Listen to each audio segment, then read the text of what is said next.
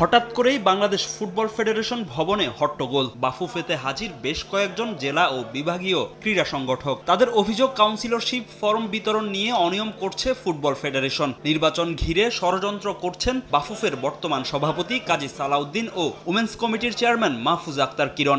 সংগঠকদের মাঝে ছিলেন ক্রীড়াঙ্গন সংস্কারের জন্য যুব ও ক্রীড়া মন্ত্রণালয়ের সার্চ কমিটি থেকে বহিষ্কৃত হওয়া মহিউদ্দিন বুলবুল। গণমাধ্যমের উপস্থিতি টের পেয়ে ঘটনাস্থল থেকে সটকে পড়েন তিনি।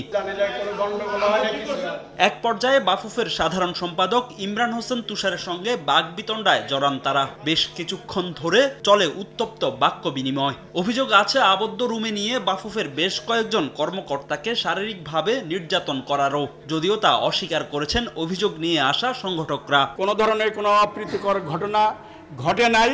যেভাবে কথা হয়েছে, তুষার সাহেব সাধারণ সম্পাদক, ওনার আন্তরিকতায় এবং মিঠু সাহেব ওনাদের আন্তরিকতায় ওনারাই এখানে পরিসমাপ্তি করেছেন। ফুটবলকে যেমনি তৃণমূলে ধ্বংস করা হয়েছে, সেই পায় তারা আবারও প্রহসনের নির্বাচন করার জন্য সভাপতি মহোদয়ের রুমে কিরণ বসে এই গুটিগুলো চলতেছে।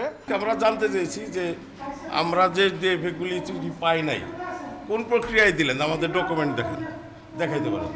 উত্তেজনার জেরে বাফুফে ভবনে আসে পুলিশ ও সেনাবাহিনীর সদস্যরা। পরে পরিস্থিতি স্বাভাবিক হওয়ায় চলে যান তারা। এদিকে বাফুফের কাউন্সিলরশিপ নিয়ে সংগঠকদের আনা অভিযোগের সত্যতা উড়িয়ে দিয়েছেন সাধারণ সম্পাদক ইমরান হোসেন তুষার। অপ্রীতিকর এই ঘটনায় প্রচলিত আইন অনুযায়ী ব্যবস্থা নেওয়ার কথাও জানান তিনি। নিয়ম অনুযায়ী আমরা সকল ডেলিগেট ফর্ম আমরা সব জেলায় পাঠিয়েছি এবং সেই ভিত্তিতেই কিন্তু তারা একটা কমপ্লেন করেছে। আমরা তার কমপ্লেনটা আমলে নিয়েছি। একটা ইনসিডেন্ট হয়েছে এবং এটা আমরা আইনানুগ ব্যবস্থা নিব।